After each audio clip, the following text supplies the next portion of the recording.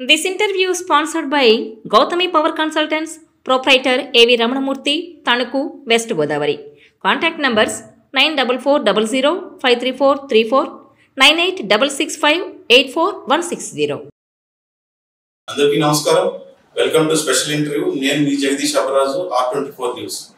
స్వాతంత్ర సమరయోధుల కుటుంబం నేపథ్యం నుంచి వచ్చి ఒక టీచర్గా ఆ తర్వాత తదనంతరం ఎంతో కష్టపడి టీచర్స్ అసోసియేషన్లో భాగంగా రాష్ట్ర వ్యాప్తంగా అతను గుర్తింపు పొంది ఆ తర్వాత ఎమ్మెల్యే అయ్యి తదనంతరం మినిస్టర్గా ఎదిగి ఎంతో ప్రజాసేవలో నిమగ్నమై ఎంతో పేరు గాంచిన వ్యక్తి మన కె జవహర్ గారు. నమస్తే నమస్తే సార్.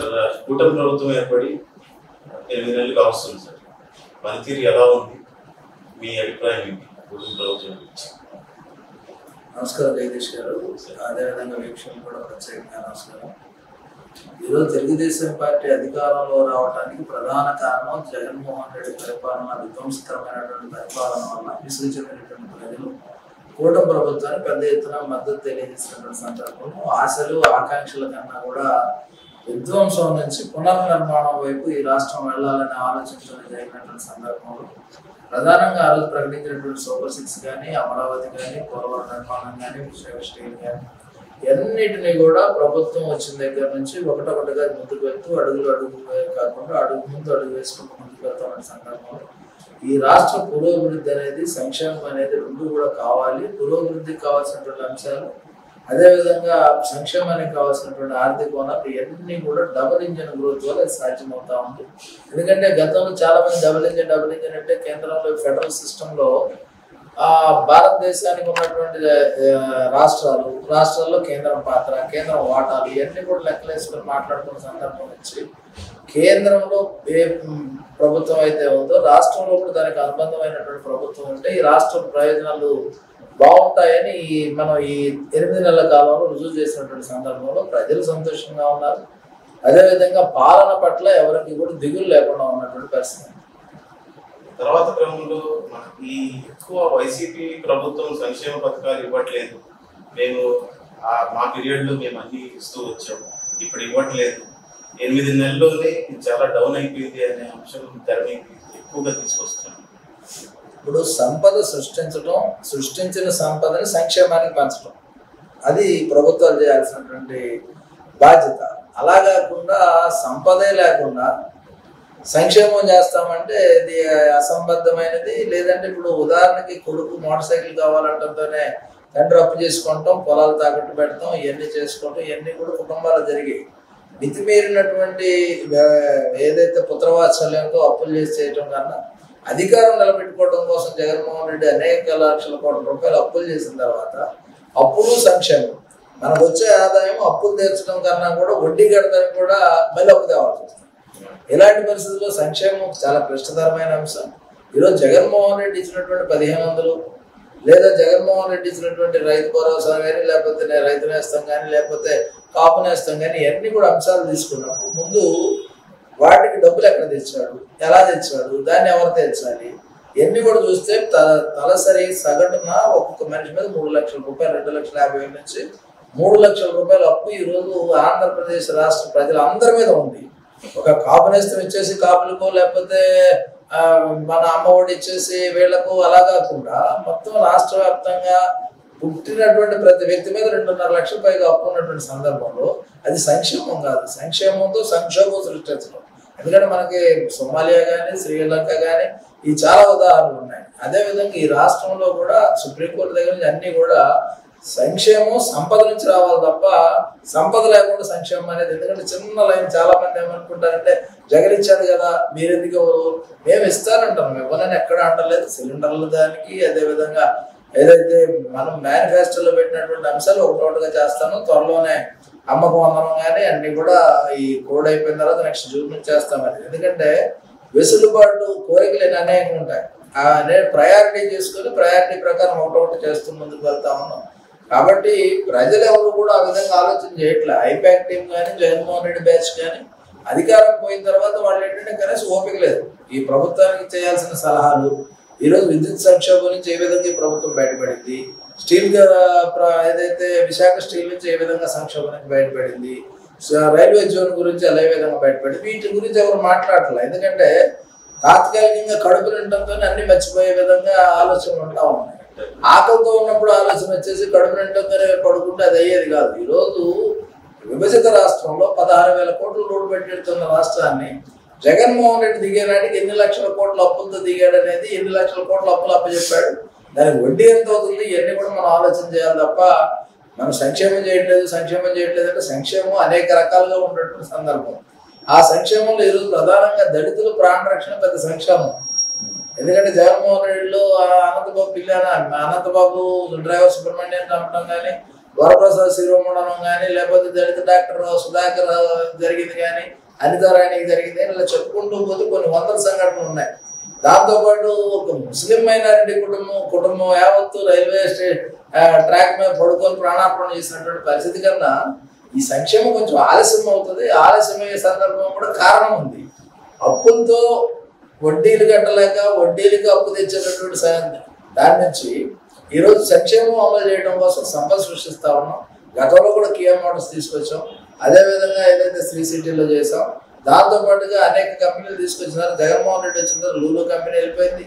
అనేక రకాలైనటువంటి ఐటీ ఇవన్నీ కూడా ప్యాకప్ అయిపోయాయి. అలాంటి పరిస్థితి నుంచి మళ్ళీ ఘాట్లో పెట్టే సందర్భంలో సంక్షేమం ఆలస్యం అవుతుంది. సంక్షేమాన్ని మరిచే ఎక్కడికి వెళ్తలేదు.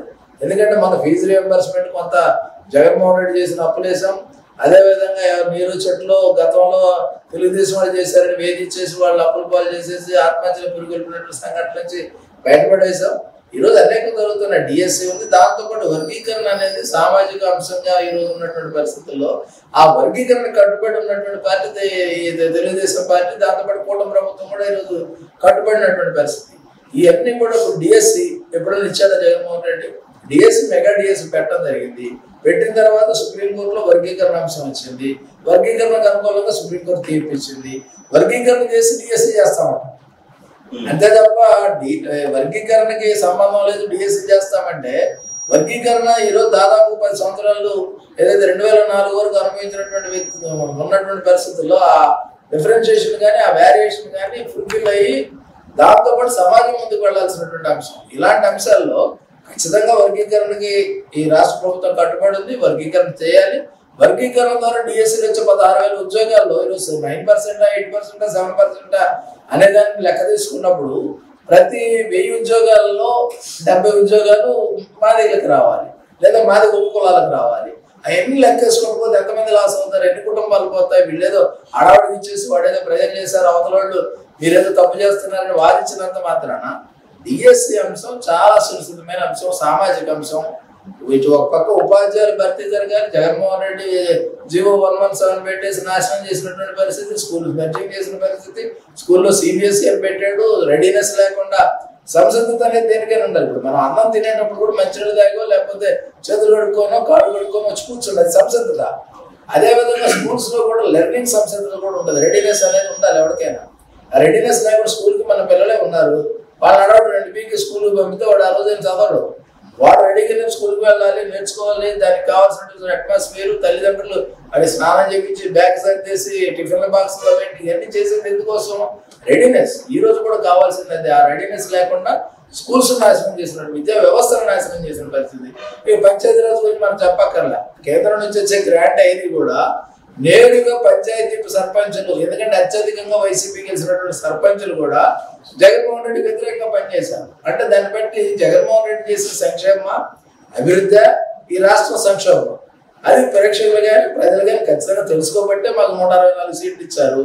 రాబోయే రోజుల్లో కూడా జగన్మోహన్ రెడ్డి విషయంలో చూస్తే కొలిమి నుంచి బయటపడ్డారు, బూడిదలో పడ్డారు.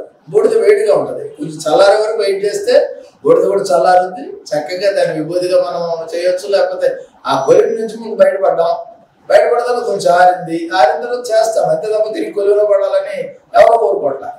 వర్గీకరణ అంశానికి వచ్చేసరికి సుప్రీంకోర్టులో నిర్ణయం తీసింది. ఆ తర్వాత కేంద్ర ప్రభుత్వం దాన్ని సపోర్ట్ చేస్తూ ఉంది.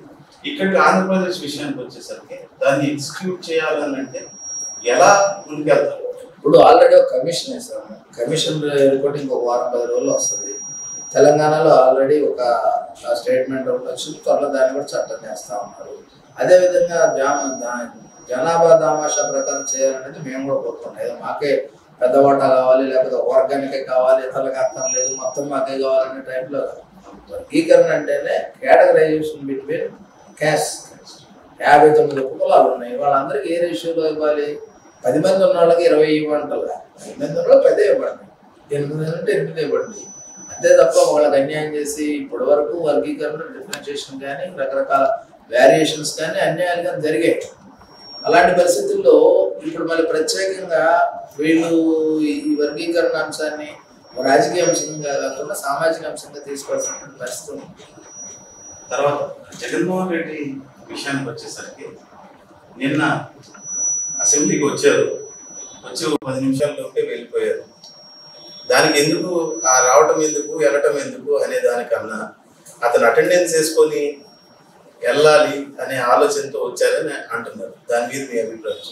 జగన్మోహన్ రెడ్డి 60 రోజుల కన్నా ఆబ్సెంట్ ఎక్కువైతే ఎవరైనా సరే డిస్క్వాలిఫై అవుతారనేది శాసనసభలో ఉన్నటువంటి రూల్స్ చెప్తున్నటువంటి పరిస్థితి. అలాంటి పరిస్థితుల్లో జగన్మోహన్ రెడ్డి ఇప్పటికీ చాలా రోజులు ఆబ్సెంట్ అయ్యాడు. శాసనసభలో సభ్యత్వం రద్దు అయితే ఇమీడియట్గా బై ఎలక్షన్ వస్తుంది. బై ఎలక్షన్ వస్తే 11 సీట్లు 3 సీట్లకు వస్తాయా, 2 సీట్లకు వస్తాయా? ఎందుకంటే ఒకళ్ళిద్దరు గెలవచ్చు, అసలు గెలవరని నేను అన్న కానీ ఒకళ్ళిద్దరు గెలుచుంటే కానీ మిగతాది ఈరోజు ఈ 11 మంది ఈ రాష్ట్రం కోసం, ఈ రాష్ట్ర ప్రజల కోసం చేసింది ఏంటి 9 నెలలు? ఈ రాష్ట్రంలో అంతా బాగుంది, లేదు 100% బాగుందని వదిలేశారా? లేదు బాగున్నా 100 మీద పడిన పరిస్థితులు ఉన్నారా? లేదు ఇంకా వాళ్ళ కోమా నుంచి బయటికి రాలేదా? లేదు ప్రజల దగ్గరికి వెళ్తే ప్రజలే అడిగే ప్రశ్నలు కానీ ప్రజలకి సమాధానం చెప్పలేని పరిస్థితులు వాళ్ళు ఉన్నారా? అనేక అంశాలు ఉన్నాయి. అలాంటి పరిస్థితుల్లో వాళ్ళు ఖచ్చితంగా అసెంబ్లీకి రావాలి, అటెండెన్స్ వేయించుకోవాలి, మళ్ళీ వెళ్ళిపోతారు. నేను అంతకుముందే ఒక డిజిటల్ ఇంటర్వ్యూలో కూడా, ఒక పెద్ద ఛానల్లో డిజిటల్ ఇంటర్వ్యూలో కూడా చెప్పాను, జగన్మోహన్ రెడ్డి వస్తాడు, గవర్నర్ ప్రసంగం మొదలవడమైన కాగితాలు తీసుకుంటాడు, చింపేసి వెళ్ళిపోతాడు. అంతకుమించి జగన్మోహన్ రెడ్డి ఏం మాట్లాడలేదు. నేను చెప్పాను, 3 రోజులు అవుతాను నేను చెప్పాను. అదే జరిగింది తప్ప జగన్మోహన్ రెడ్డిని మానసిక విశ్లేషణ చేసిన ఏ వ్యక్తి అయినా సరే, జగన్మోహన్ రెడ్డి వ్యవహార శైలి తెలిసిన ఏ వ్యక్తి అయినా సరే ఈ విధంగానే ఉంటుంది. జగన్మోహన్ రెడ్డి వైఖరి కూడా అలాగే ఉంటుంది. అంటే ఒక రోజు అటెండెన్స్ వేసుకొని వెళ్ళిపోతే తర్వాత 60 రోజుల దాకా ఇబ్బంది లేదు. ఇప్పుడు ఎందుకంటే మనం కూడా 10th క్లాస్ ఇంటర్మీడియట్ చదివేటప్పుడు అటెండెన్స్ ఉంటే నేను పరీక్ష రాపిస్తాను, అటెండెన్స్ కోసం వచ్చి వెళ్ళిపోయి పిల్లలు ఉంటారు. ఇప్పుడు నిన్నటి అటెండెన్స్ పరిగణలోకి తీసుకుంటారా? అది కొంచెం, ఎందుకంటే అది ఇంకా కన్ఫ్యూజన్ లో ఉంది, దాన్ని స్టడీ చేయాల్సినటువంటి అవసరం ఉంది. అసెంబ్లీ రూల్స్ ఆ రూల్స్ ప్రకారం అంటే వాస్తవంగా అయితే నాకున్న పరిజ్ఞానం మేరకు అటెండెన్స్ పడ్డట్టే. అది మళ్ళీ ఇంకా డీప్ కంటే అంత డీప్ గా నేను లోపలికి వెళ్ళలేదు. కానీ అంటే గవర్నర్ ప్రసంగాన్ని ఉద్దేశించి మొదటి రోజు అది పరిగణలోకి తీసుకోమని అంటున్నారు.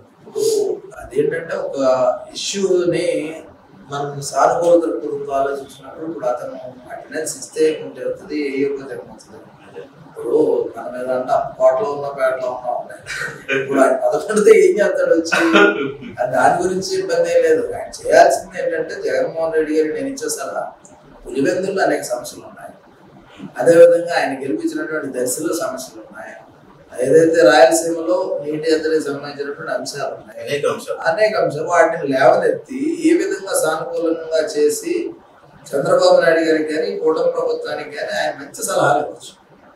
ఎవరికి అభ్యంతరం లేదు. ఎందుకంటే సలహా ఇప్పుడు వినదగులు ఎవరు చెప్పారు, వినంతనే వెహికల్ పడకంటే ఆయన చెప్పడంతో మేమేదో అది నిజమనుకునే మేము ఎంక్వైరీ చేసుకుంటున్నాం, ఆ సమస్య ఉందో లేదో చూస్తాం. ఈరోజు మినపడలు తాగిన సమస్య ఉంది, అది మేము ప్రత్యక్షంగా చూసాము, పెద్ద దృష్టికి కూడా తీసుకువెళ్ళాము. దానికి రెమెడీస్ ఆలోచిస్తున్నాం ఏ విధంగా అక్కడ నుంచి తేవాలండి. జగన్మోహన్ రెడ్డి ఎలాగైనా జాతికి అంకితం చేశాడు కదా, అలా ఉంటుంది. ఎందుకంటే నీళ్లు లేవు, గేట్లు లేవు, అక్కడ డ్యామ్ పూర్తవలేదు, జాతికి అంకితం చేస్తాడు. ఓవరాల్ గా మీరు చెప్పేది ఆయన వచ్చి నిర్మాణాత్మకమైన సలహాలు ఇస్తే తీసుకునేదాన్ని సిద్ధంగా ఉంటాం. ప్రజాస్వామ్య వీడియో డెమోక్రసీ అదే కదా. ఎక్కడైనా సరే ప్రజాస్వామ్య విలువలు, ప్రజాస్వామ్య పరిరక్షణ, ప్రజాస్వామ్య ఆలోచన అది అందరూ ఒకటే కదా. ఇప్పుడు నేను వ్యక్తిగతంగా మనుషులందరూ ఒకటే అనే వ్యక్తిని, మనుషుల్లో చేసినటువంటి విమర్శలు మనం తీసుకోకపోతే పశువులు చేయలేము కదా. విమర్శలు మనుషులుగా చేస్తాము, చేసినప్పుడు మేము స్వీకరిస్తాము. అది మంచి విమర్శ అయితే, సద్విమర్శ అయితే స్వీకరించి దాన్ని ఏ విధంగా గాడిలో పెట్టాలి, ఎక్కడ భూయిష్టంగా ఉందని ఖచ్చితంగా చేస్తాం. దానిలో ఎవరికి అనుమానం అక్కర్లేదు. చంద్రబాబు నాయుడు గారు సలహాలు ఇస్తే చిన్నోళ్ళు ఇచ్చినా కూడా తీసుకుంటారు. దానిలో ఉందా లేదా విషయం అనేది ఆలోచన చేస్తారు. అంతే తప్ప ఏదో గాలిగా చేసేసి అక్కడ పేపర్లు చెప్పేసి ఆయన ఏదో జ్వరంగా ఉన్నటువంటి గవర్నర్ గారిని టార్చర్ పెడుతుంటే సరైనది కాదు. తర్వాత కూటమిలో జనసేన పార్టీతో కానీ పవన్ కళ్యాణ్ గారితో కానీ ఆ బాండింగ్ అలాగే అలా కొనసాగుతుందా? చిన్న పొరపక్షాలు కుటుంబంలోనే 5 ఉంటే 5 సమానంగా ఉండేటటువంటి పరిస్థితి కానీ 5 ఏళ్ళు మన 5 ఏళ్ళు కూడా సమానంగా ఉండే పరిస్థితి కానీ సాధారణంగా ఉండదు. కానీ ఇంటి పెద్ద లోపాలు ఎక్కడెక్కడ ఉన్నాయి, చిన్న కొడుకు తప్పు చేస్తున్నాడు, పెద్ద కొడుకు తప్పు చేస్తున్నాడు, ఎక్కడ చేస్తున్నాడు, లేకపోతే ఏం జరుగుతుంది అనేది కుటుంబ పెద్ద సరి చేసుకోలేదు. కుటుంబ పెద్దగా చంద్రబాబు నాయుడు గారు ఉన్నారు, పవన్ కళ్యాణ్ గారు, లేకపోతే బీజేపీతో మాకు సఖ్యత ఉంది. ఖచ్చితంగా అవసరాల కోసం కన్నా ఈ రాష్ట్రం కోసం జరిగినటువంటి పూర్తది. ఈరోజు సీట్ల కోసమో లేకపోతే ఇంకో దానికోసమో అయితే వాళ్ళు మాకు 50 ఇవ్వండి 100 ఇవ్వండి పెద్ద చాలు అని బీజేపీ, మేము సెంట్రల్ గవర్నమెంట్ పెద్ద పార్టీ మాకు ఇవ్వండి అని నేను అడగల. జరుగుతుంది ఏంటంటే ఈ రాష్ట్రం కోసం మనం కలిసి ఉంటేనే ఈ రాష్ట్ర ప్రయోజనాలు కాపాడబడతాయి. కాబట్టి అది పొత్తు యొక్క ముఖ్య ఉద్దేశం. ఆ పొత్తు యొక్క ముఖ్య ఉద్దేశాన్ని ఖచ్చితంగా ఈరోజు అమలు చేసి ముందుకు వెళ్తాం తప్ప చిన్న తప్పులు అనేవి కింద గ్రౌండ్ లో ఖచ్చితంగా ఉంటాయి. ఇప్పుడు నేనున్నాను, కింద ఎవరో కొట్టుకుంటారు, లేదు బీజేపీ వాళ్ళు జనసేన వాళ్ళు మా వాళ్ళతో ఘర్షణ పడవచ్చు. దాన్ని నేను స్వీకరించి నేను వాళ్ళతో ఘర్షణ పడితే పొత్తు ఉండదు. పొత్తు పై స్థాయి దాకా రాకుండా కింద రెక్టిఫికేషన్ చేసుకొని ముందుకు వెళ్తే పొత్తు కొనసాగుతా ఉంది. అంతే తప్ప కింద లేదు. ఇప్పుడు ఎలా ఉంటుందంటే గతంలో మనం సినిమాల్లో చూసాం, పోస్టర్ మీద పోస్టర్ కట్టచ్చు. ఎన్టీఆర్ అన్నాడు అనేసి నాగేశ్వరరావు గారు ఫ్యాన్స్ మీదకి వెళ్ళిపోవడం అవి జరిగి మన చిన్నప్పుడు కృష్ణ గారి మీద వాటి మీద జరుగుతూ ఉంటాయి. కానీ అది వాళ్ళిద్దరు ఎలా ఉండేవాళ్ళు, వాళ్ళిద్దరు బ్రహ్మాండంగా ఉన్నారు. ఈ రోజు కూడా చిరంజీవి గారు, బాలకృష్ణ గారు లేకపోతే ఎవరైతే ఉన్నారో వాళ్ళు బాగానే ఉన్నారు. డయాస్ కింద వీళ్ళు కొట్టుకున్నారు. వీళ్ళు కొట్టుకునే దాన్ని వాళ్ళు డైజెస్ట్ చేసుకుని వీళ్ళు గొడవకి వెళ్ళిపోతే వీళ్ళిద్దరు కొట్టుకోవాలి. మీరు చెప్పినట్టు ఆ సంకేతాలు స్పష్టంగా వెళ్ళాలి.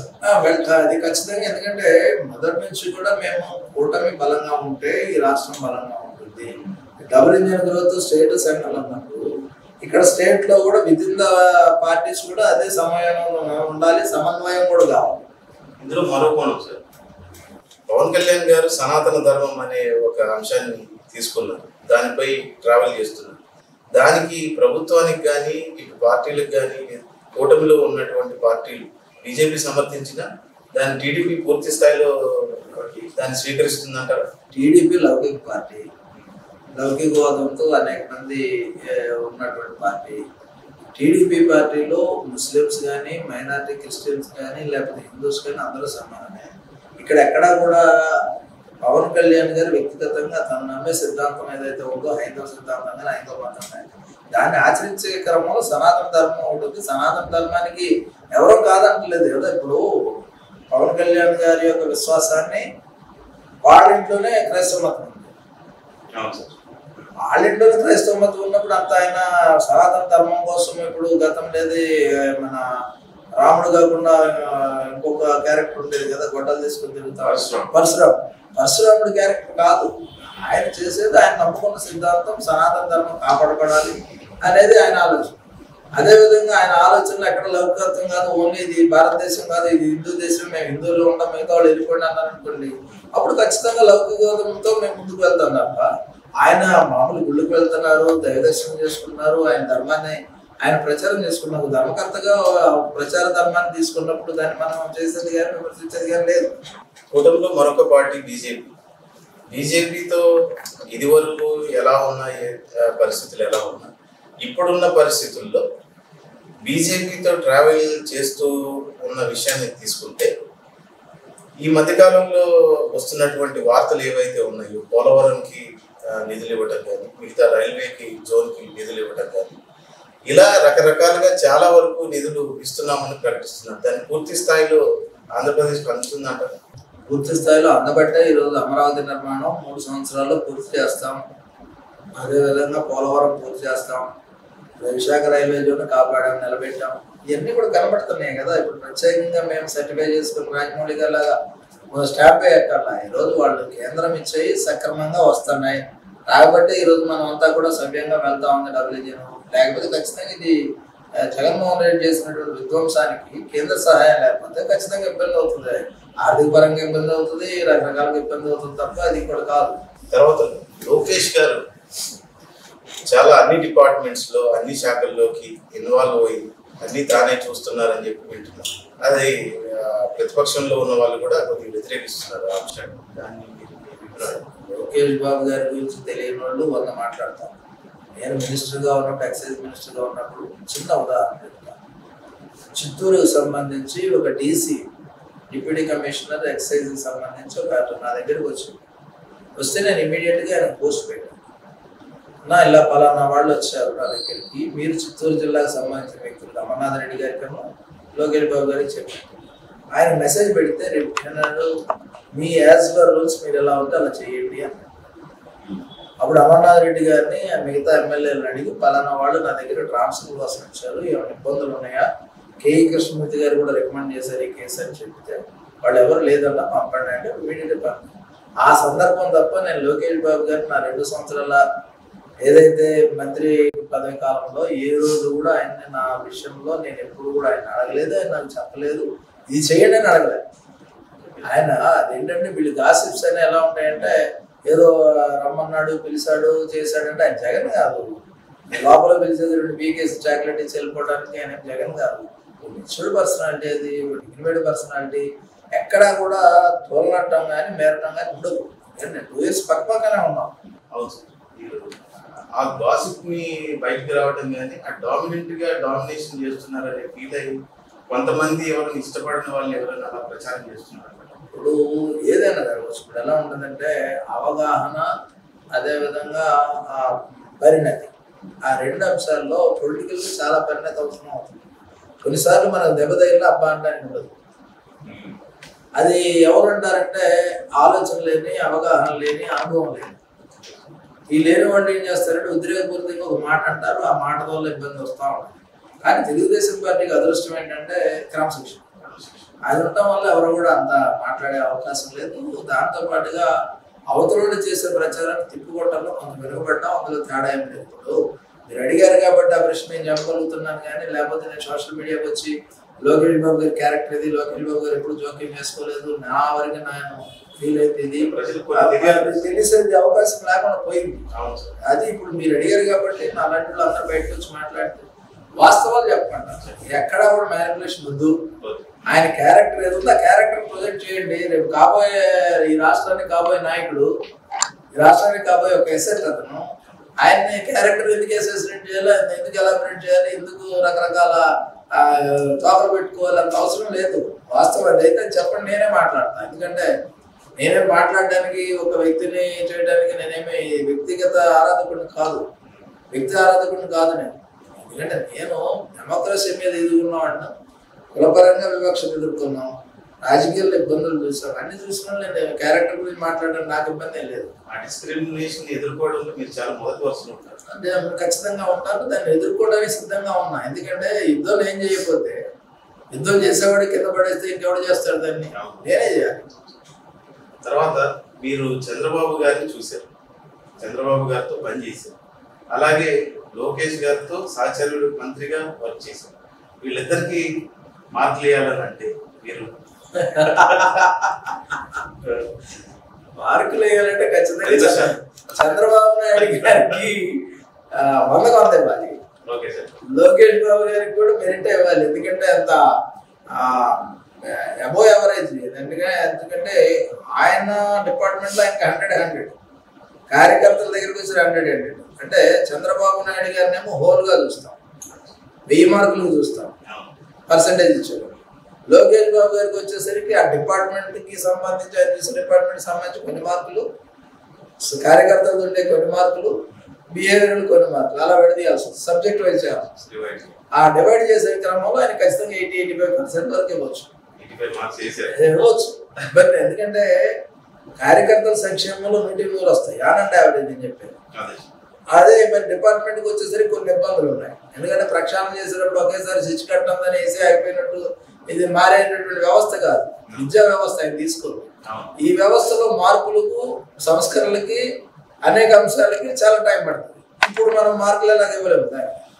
అదేవిధంగా ఇప్పుడు మిగతా అంశాలు కానీ, వ్యక్తిగతంగా ఆయన క్యారెక్టర్ కానీ, ఆయన బిహేవియర్ కానీ, వీటికి 100 ఇవ్వచ్చు. ఈ ఆన్ అండ్ యావరేజ్ ఎప్పుడు చేస్తాం? ఈ ఫలితాలు వచ్చిన తర్వాత ఇప్పుడు పేపర్ దిద్దే కదా మార్కులు రాయడానికి. ఆయనకి ఆన్సర్లే రాయలేదు, ఆన్సర్లు రాయిందని మార్కులు ఇవ్వలేదు. కాబట్టి ఆయన 85% ఆన్ అండ్ యావరేజ్ మూడుగా డివైడ్ చేయాలి. లోకేష్ బాబు కార్యకర్తలు పార్టీ ఒకటి, ఆయన వ్యక్తిగతం ఒకటి, ఆయన డిపార్ట్మెంట్ ఒకటి. ఆ 3 అంశాలు తీసుకొని చెప్పాలి తప్ప ఇప్పుడు అదే చంద్రబాబు నాయుడు గారు ఆయన హోలిస్టిక్ పర్సనాలిటీ, ఆయన ఆన్ అండ్ యావరేజ్ అని ఉండదు. అనుభవం ఉంది.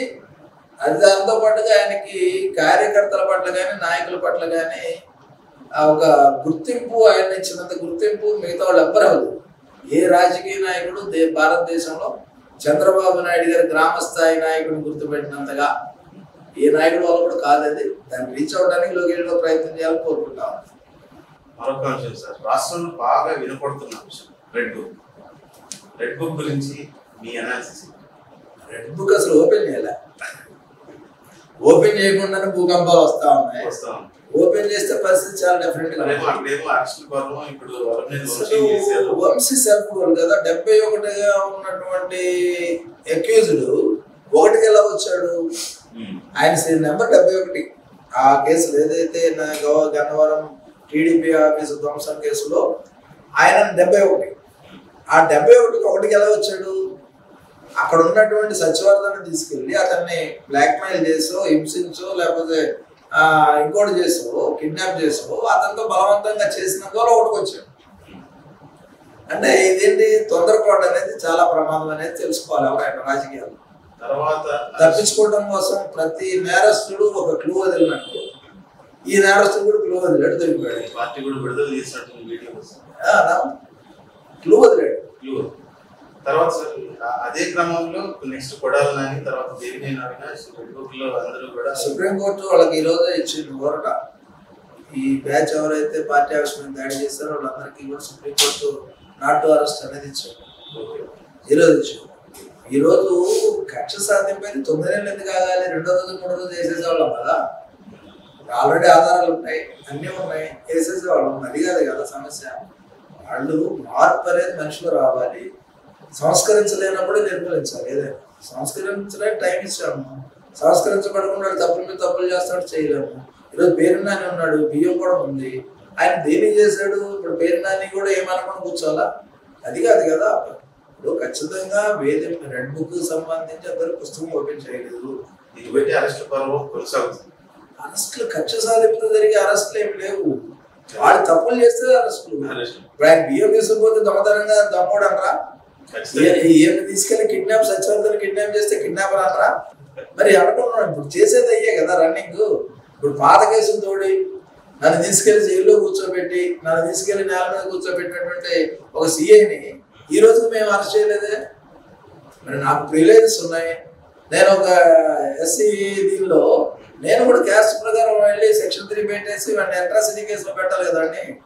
అది చేయలేదండి. ఏంటి దానికి ఇప్పుడు దాన్ని బట్టి ఏంటంటే మేము ఎక్కడ కక్ష సాధింపు చర్యలు లేవు. తర్వాత బీజేపీ పార్టీలు ఎక్స్పాండ్ చేద్దామనే ఆలోచనలో బాగా తీవ్రంగా ప్రయత్నం చేస్తుంది. కానీ దానికి టీడీపీ అనేది కొంచెం కంట్రోల్ చేస్తుంది అనేది గ్రౌండ్ లెవెల్లో వాదన.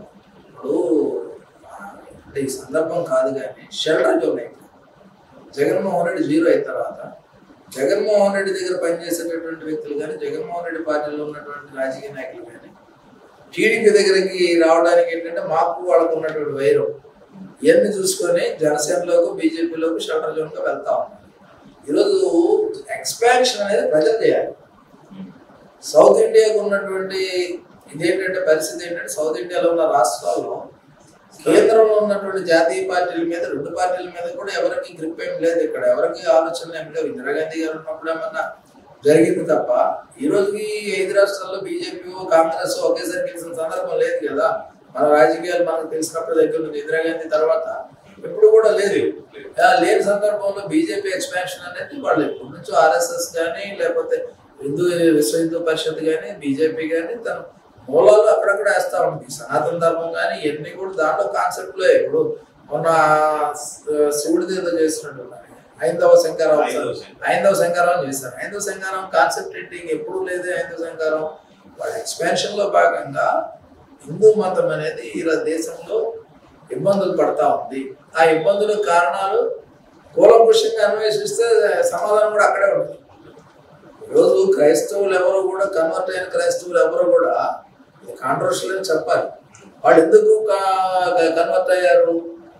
ప్రతి మనిషి కూడా పుట్టిన తర్వాత చచ్చిపోయాక స్వర్గంలో ఉండాలని కోరుకుంటాడు, లేకపోతే చచ్చాక నేను నరకంకి వెళ్ళకుండా ఉండాలని కోరుకుంటాడు. ఆ కోరుకునే సమయంలో గుడికే రాకుండా ఆపినటువంటి గత స్మృతులు ఏవైతే ఉన్నాయో వాళ్ళు ఆటోమేటిక్గా ఎవరైతే ఆశ్రమం ఇచ్చేసి వాళ్ళకి బట్టలు ఇచ్చేసి వాళ్ళ భోజనాలు పెట్టి ఆ ఇచ్చే ముందు ప్రార్థన చేస్తే ఓ నిజమైన దేవుడు ఏనేమనుకొని వెళ్ళి ఉండొచ్చు. అంతే. కన్వర్షన్ కారణాలు వెతకాలి. కన్వర్షన్ జరగకూడదు అంటే జరగకుండా ఉండదు. కన్వర్షన్ కారణం వెతకాలి. ఆ వెతికిన కారణాల వల్ల ఖచ్చితంగా ఇది జరుగుతూ ఉంది. ఎందుకంటే మొన్న కూడా తెలంగాణలో ఒక ఎస్సీ ఆంజనేయ స్వామి గుడికి వెళ్ళడానికి ఒప్పుకోలేదు. అంటే వివక్షత ఉందా లేదా దేవుడి దగ్గర? కనపడుతుంది కదా. ఇప్పుడు దాని నుంచి వీళ్ళకి నమ్మకాన్ని కలిగించాలి. ఇప్పుడు భారతదేశంలో పుట్టిన ప్రతి ఒక్కడు కూడా శివుడు దేవుడుగానో, విష్ణు మహావిష్ణుదేవిగానో, లేకపోతే మనలో, లేకపోతే భగవద్గీత, మనశాస్త్రమో ఇవన్నీ కూడా చదువుకొని పెరిగిన వాళ్ళు, విని పెరిగిన వాళ్ళే. చిన్నప్పుడు హరికథ అంటే ఏం చెప్పేవాళ్ళు? చిన్నప్పుడు ఎక్కడైనా పాటలు వస్తే ఏం చెప్పేవాళ్ళు? ఇప్పుడు క్రైస్తవ్యం అనేది విస్తరించేటటువంటి క్రమంలో ఎందుకు విస్తరించింది?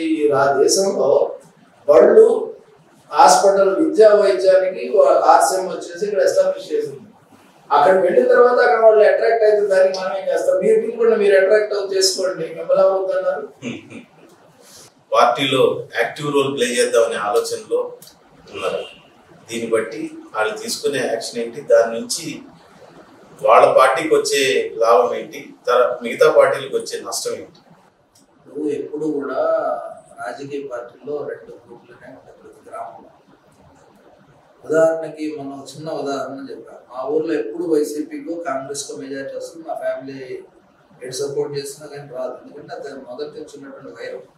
మా వాళ్ళు ఎడ్యుకేట్ అవ్వటం, మైగ్రేట్ అవ్వటం, ఆ ఊర్లో లేకుండా వెళ్ళాం. మొన్న మీకు లేకుండా కూడా వచ్చేసి అన్న మన ఊర్లో మన పార్టీకి మెజారిటీ ఎప్పుడు వస్తుందా అన్న. మనం అవతల పార్టీలకి వెళ్తే వాళ్ళు అవతలకు వస్తారు, అప్పుడు మెజారిటీ వస్తుంది తప్ప. అంటే గ్రూపులు అనేవి గ్రామాల్లో అంత స్ట్రాంగ్గా ఉంటాయి. వాళ్ళకి నువ్వు పరమాన్నం పెట్టు, ఏమన్నా పెట్టు, ఎంత సేవ చేయి, లేకపోతే కాళ్ళు కొట్టు. వాళ్ళు ఓటు వేయడానికి వచ్చేసరికి మా పార్టీ మాదే నిలిపోతారు, అంతవరకు పని చేయించుకుంటారు. ఆ స్థితిలో ఉన్నప్పుడు వైసీపీకి ఓట్ బ్యాంక్ ఉంటుంది, ఉండకుండా ఉండదు. జీరో ఆఫ్ చేయలేము ఎవరం కూడా. పొలిటికల్ ఐడియాలజీ కాదు, జగన్మోహన్ రెడ్డి ప్రేమ కాదు. ఇటు ఈ పార్టీలో వర్గానికి ఉన్నటువంటి వ్యతిరేక వర్గానికి సంబంధించిన నాయకుడు ప్రజలు కూడగట్టుకున్నటువంటి పరిస్థితుల్లో ఉంటుంది. అలాంటప్పుడు జగన్మోహన్ రెడ్డి ఉన్నా, భారతి ఉన్నా, లేకపోతే జగన్మోహన్ రెడ్డి జైలుకి వెళ్ళినా, భారతి వచ్చి టేకప్ చేసినా కానీ వాళ్ళకు ఉండే పర్సంటేజ్ వాళ్ళ ఓట్స్ వాళ్ళకు ఉంటారు తప్ప వన్ సైడ్ ఓటింగ్ అనేది జరగదు. ఎందుకంటే లేదు అసలు అది ఆ కాన్సెప్ట్ ఆలోచించడం కూడా తప్పు. ఈరోజు భారతి రెడ్డి గారు వచ్చినా, జగన్ గారు వచ్చినా, ఎవరు వచ్చినా కానీ మనం పని చేస్తూ ఉంటే మనకి ఇస్తారు. ఆ రోజు కూడా మీరు గమనించాల్సింది, అమరావతిని అన్ని వేల ఎకరాలు సేకరించిన సందర్భంలో అమరావతిలో కూడా ఓడిపోయాం. అమరావతి రాజధాని పెట్టినట్టు ప్రజల ఆలోచనలు ఎలా ఉన్నాయి, మనం అది ఆలోచించాలి తప్ప ఈరోజు మనం ఎంత పని చేస్తూ ఉన్నాం. రేపు ఇంకోటి రాలేకుండా ఏం లేదు. నేను టీచర్స్ యూనియన్లో పనిచేసిన సందర్భంలో నా నెంబర్ 25 ప్రెసిడెంట్స్గా. 60 సంవత్సరాల భారతదేశ చరిత్రలో ఆంధ్రప్రదేశ్లో నా కులంలో నేను ఒక్కడే ప్రెసిడెంట్ అయ్యాను జిల్లాలో. నేను వచ్చే వరకు కూడా ఏ జిల్లాలో 42 జిల్లాల్లో కూడా లేరు. నేను వచ్చే వరకు కూడా ఎవరు కూడా నా కులానికి సంబంధించిన లేరు. అంటే అంత పరిస్థితి ఉన్నప్పుడు ఈ పరిస్థితి కూడా అలాగే ఉంటే వచ్చిన తర్వాత 25 తర్వాత 26 ఉంటుంది, 26 తర్వాత 27, 26 అని అన్నీ కాదు. నేను చెప్పే సీక్వెన్స్ ఏంటంటే 25 మీరు పలానా జగదీష్ వచ్చేసి అన్న నీకు వ్యతిరేకంగా తిరుగుతున్నాడు అంటే జగదీష్ 26 అవ్వచ్చు. కులం గురించి కూడా కాదు. ప్రెసిడెంట్కి 26 అవ్వచ్చు, 27 అవ్వచ్చు. అది ఎవరు ఆపలేదు. ఇక్కడ మరిచెన్నారెడ్డి గారు, నేదురుమల్లి జనార్దన్ రెడ్డి గారు, రాజశేఖర రెడ్డి గారు, ఎన్టీ రామారావు గారు, చంద్రబాబు నాయుడు గారు, మళ్ళీ రాజశేఖర రెడ్డి గారు, మరి చంద్రబాబు నాయుడు గారు, మరి జగన్, తర్వాత మరి చంద్రబాబు నాయుడు గారు. అది కంటిన్యూగా ఎంతకాలం చేస్తాం అనేది ప్రజలకి సేవ చేసేటటువంటి క్రమంలో ప్రజల సంతృప్తి స్థాయిని బట్టి ఉంటుంది తప్ప ప్రజలు కూడా ఏం కోరుకుంటున్నారు, ఈయన అన్ని ఇచ్చాడు, ఈయన దగ్గర ఏం లేవు, అవతల ఎనకన్నా ఎక్కువ ఇస్తానని వెళ్ళిపోతే ప్రజల యొక్క దీన్ని మనం రీడ్ చేయలేము. సార్ 1951లో కొవ్వూరు నియోజకవర్గం అక్కడి నుంచి స్టార్ట్ అయింది. ఆ స్థాయి నుంచి మళ్ళీ ఇక్కడ మీరు ఎమ్మెల్యేకి వచ్చిన నాటికి మీరు ఒక మార్క్ ఇది నేను చేయగలిగాను అనేది ఏది ఉంది సార్?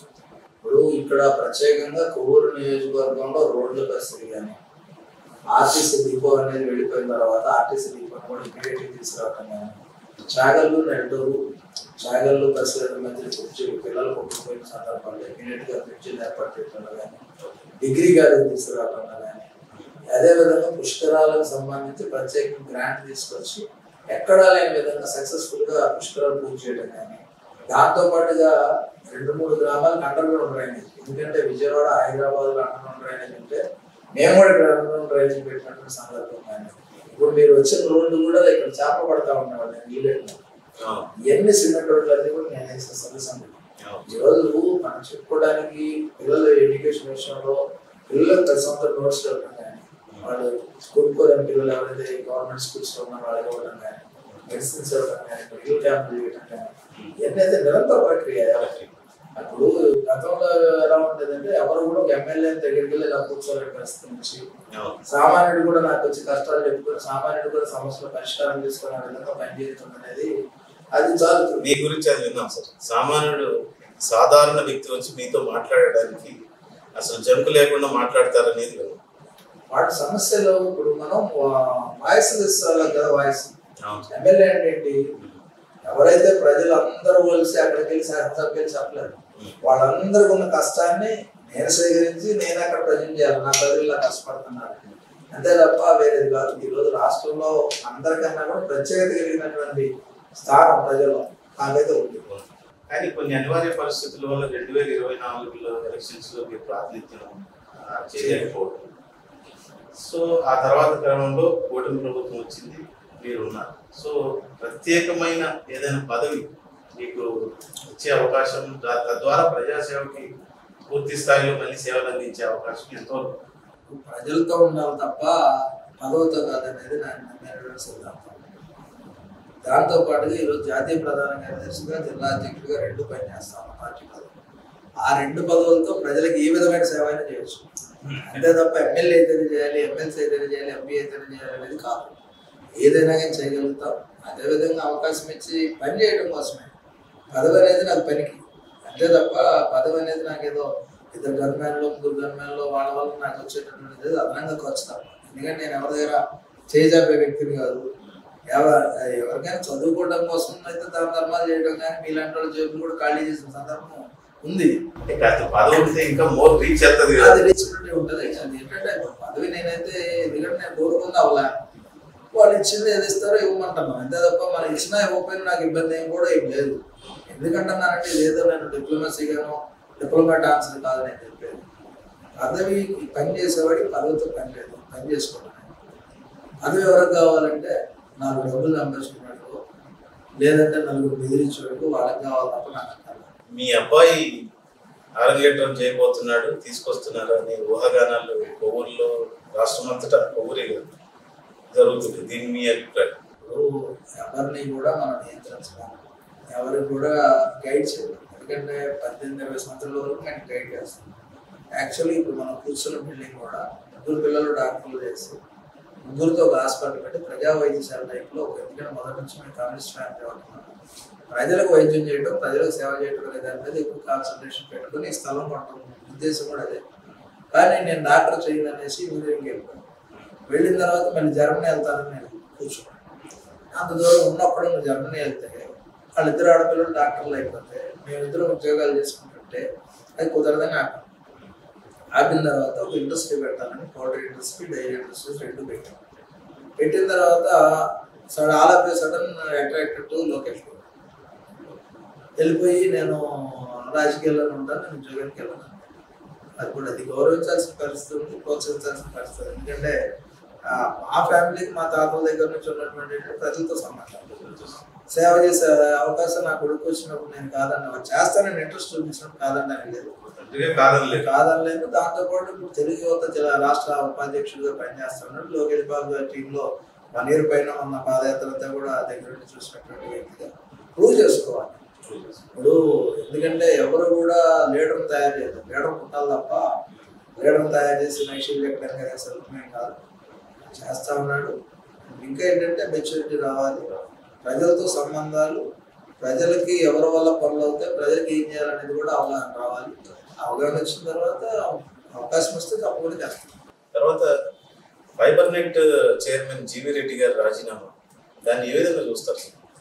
జీవీ రెడ్డి నాకు వ్యక్తిగతంగా కూడా మంచి స్నేహితుడు. ఎందుకంటే ఇద్దరు డిబేట్లు చేయడం కానీ మాట్లాడుకోవడం కానీ రెగ్యులర్గా ఉండేది. ఈ విషయంలో జీవీ రెడ్డి గారితో నేను ఒక 4 రోజుల నుంచి సంభాషించిన సందర్భం చాలా. ఎందుకంటే గతంలో 1 నెల క్రితం నన్ను మంచి ఉద్యోగాలు ఏమైనా చెప్పి పిల్లలు ఉన్నారు ఉద్యోగులు అంటే అన్న తప్పకుండా చేద్దామన్నా అన్నాడు.